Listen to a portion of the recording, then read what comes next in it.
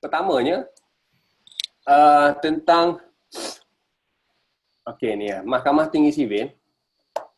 Mahkamah Tinggi Sivil ni kita ada dua permohonan untuk surat kuasa mentadbir ataupun geran probate. Kita orang panggil kod. Peguam ni satu lagi, dia peguam ni dia ditrain, dia panggil professional practice. Professional practice peguam ni, kalau boleh kita bercakap sama peguam ni biar orang awam tak faham, barulah nampak kita ni profesional. Lagi orang awam tak faham, lagi pro lah dia punya kepeguaman dia tu. Sebab tu kadang-kadang kita berjumpa sama peguam, kita bercakap bahasa kod dia. Kau ada kes apa pagi ni? Aku ada kes di probate. Oh, kod berapa? Kod 31. Oh, itulah banyak kod 31 lah kita orang buat. Kita jangan buat kod 32. Orang awam dengar memang sampai bila pun tak faham benda lawyer ni bercakap kod 31, kod 32. So hari ni saya dedahkan dia punya kod dia lah. Kod 31 itu merujuk kepada tiada wasiat pentadbiran. Ya. Memang kod 31 lebih banyak daripada kod 32 lah bagi orang Islam lah. Sebab orang Islam tak tahu kenapa tak suka buat wasiat.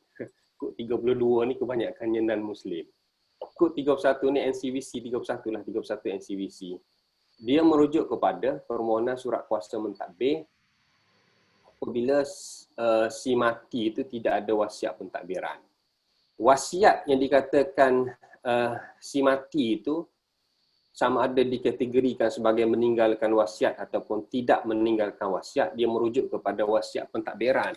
Kalaulah dia ada wasiat tapi wasiat pembahagian ataupun kita panggil wasiat ikhtiariah, dia wasiat pembahagian 1/3 untuk dibahagikan kepada amal jariah dan sebagainya. Itu kita kata dia ada wasiat lah dalam bahasa kita, tapi dia tak lantik pun mentadbir. Dia tak lantik pun wasi sebab dia tulis sendiri wasiat tu, jadi dia cakap, dia tulis ini nak wasiatkan kepada masjid bla bla bla, tapi dalam kategori undang-undangnya dia masih lagi dikategorikan sebagai tidak berwasiat sebab dia tidak ada wasiat pentadbiran, tidak ada wisayah, dia cuma ada wasiat pembahagian sahaja. Dan kadang-kadang di wasiat untuk diri sendiri baru ni saya tegur. Bagi dia kempen, ini kita boleh wasiat untuk diri kita sendiri, kita boleh wasiat 1/3 harta tu untuk diri kita sendiri. Saya kata mana boleh wasiat daripada diri sendiri, engkau pemberi wasiat, engkau beneficiary. Bukan macam tu, dia kata kita wasiat untuk amal jariah, pahala yang dapat kat diri sendiri, itu bukan wasiat kepada diri sendiri. Kalau wasiat kepada diri sendiri ni, dia jadi confused macam engkau lah pewasiat, engkau lah beneficiary, mana boleh. Itu bukan wasiat kepada diri sendiri, wasiat amal jariah untuk pahala diri sendiri. Jadi kena terms tu kena elok lah sikit dari segi bahagian marketing tu. Jangan wasiat pada diri sendiri, dia akan jadi penuhi habis rukun syarat apa semua. Mana boleh pewasiat dengan beneficiary wasiat orang yang sama. Pahala kita mewasiatkan 1/3 harta kita itu untuk amal jariah, untuk wakaf, pahala tu insya-Allah boleh kepada diri pewasiat itu sendiri. Itu maksud dia. So yang dikatakan sebagai tiada wasiat ini ialah tiada wasiat pentadbiran, tidak ada wisayah dalam wasiat itu, ataupun langsung tidak ada wasiat, dia tidak melantik apa-apa sesiapa menjadi wasi, menjadi pentadbir. Kadang-kadang setengah wasiat tu dia ringkas saja, dia ada pelantikan wisayah saja, dia tak ada apa-apa pun yang lain, dia tidak ada cara pembahagian pun tak ada. Dia habis dengan saya dengan ini melantik amanah raya ke apa sebagai wasi saya, lepas tu sign habis cerita, bayar RM200 contohnya. Jadi itu pun dikira sebagai kematian berwasiat sebab dia ada melantik wasi, dia ada melantik pentadbir kepada harta dia. Kadang-kadang wasiat yang dipackage dengan loan. Ni alang-alang dah buat loan rumah ni ada sebenarnya wasiat cuma tambah RM200 je, kita tu aja buat wasiat. Wasiat pentadbir melantik dia punya panel lah. Kalau panel dia amanah raya, dia lantik amanah raya. Kalau panel dia salih trustee, dia lantik salih trustee. Macam tu je. Sign. Tapi tak apalah. Mana syarikat amanah dah pegang wasiat tu, kalau jadi apa-apa. Dan kalau ada waris jumpa, bawa kepada syarikat amanah boleh memulakan prosiding di mahkamah sivil.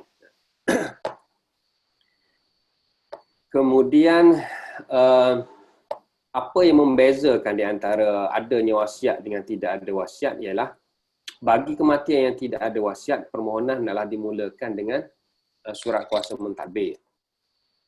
Saya cerita dekat ini, surat kuasa mentadbir ni dia jadi rumit berbanding dengan probate. So kita pergi satu persatu. Surat kuasa mentadbir ni dia hanya boleh mencairkan harta alih sahaja dengan surat kuasa mentadbir daripada mahkamah, tetapi harta tak alih masih lagi tidak boleh dicairkan.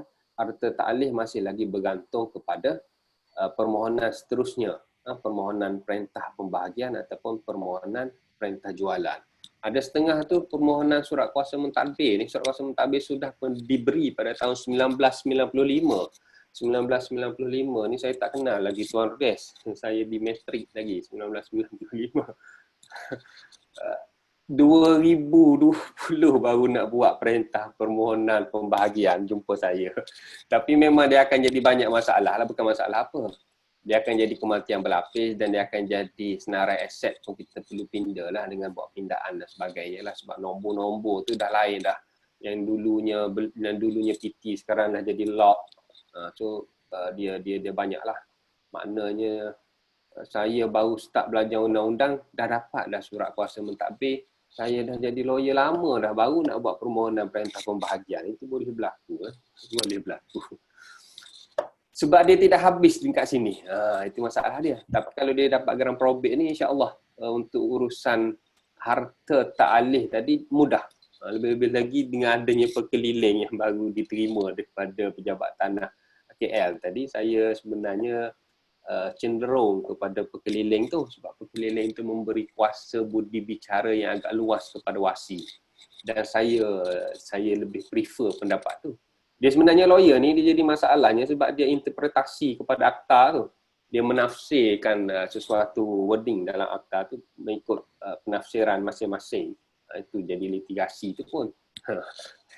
Kan orang duk tafsir Quran, kita duk tafsir akta. Tapi memang itulah tugas peguam. Sebab apabila adanya kanun itu, jadi kita mentafsirkan wording-wording itu, dan saya melihat secara positif perkeliling baru yang dikeluarkan oleh pejabat tanah KL yang dikongsikan oleh saudara Kham semalam. Sebenarnya saya dah terima perkeliling itu sebelum itu pun, cuma kita bincangkan lebih detail lah kuasa wasi ni.